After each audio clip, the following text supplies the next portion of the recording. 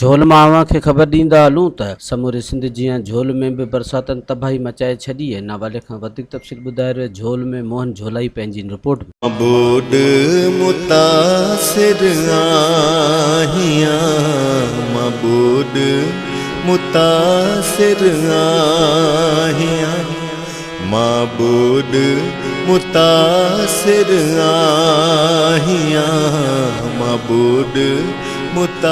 हालांकि बरसात पवण एक खुदा जी रहमत होंदी आहे, पर जॾहिं हुक्मरान एक अगोर निंड में हुजन ऐं इंतज़ामिया करप्ट हुजे त पोइ हिकिड़ा अजीब मंज़र पैदा थी वेंदा आहिनि। हालांकि समूरी सिंध इन चौमासे जी मूनसून बरसातनि सबबु तमामु घणी मुतासिर थी आहे।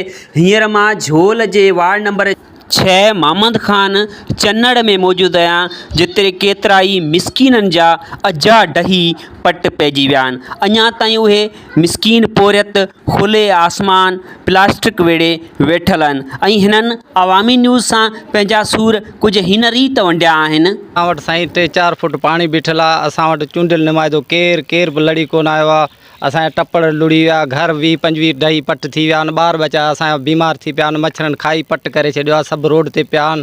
केरु बि असां वटि लड़ी कोन आयो आहे, न की MNA आयो, न की MP आयो, न की केरु बि हेॾां लड़ी कोन आयो साईं।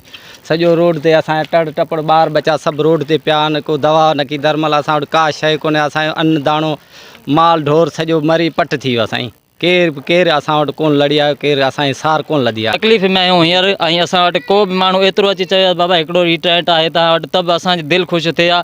हेॾो पाणी बीठो आहे, नंढा बच्चा आहिनि, कल बि 2 ॿार किरिया आहिनि, असां कढिया आहिनि अंदरां लोड़े ते घटियूं बटियूं बंदि करे वेठा आहियूं। मर गरम पानी है, मर पानी कोई हिननि संद सरकार DC सांगड़ MNA MPA ऐं 2 वसवारनि खां घुर कई आहे त खेनि घरनि मां पाणी कढाए ॾिनो वञे ऐं खीमा टेंट ऐं राशन मोकिले ॾियनि। कैमरामैन मोतीराम सां गॾु मोहन झोलाई, अवामी न्यूज़ झोल। मज़ीद ख़बरनि ऐं तफ़सीलात लाइ विज़िट कयो असांजी वेबसाइट www.awamiNewsHD.com ऐं ॾिसंदा रहो अवामी न्यूज़ HD।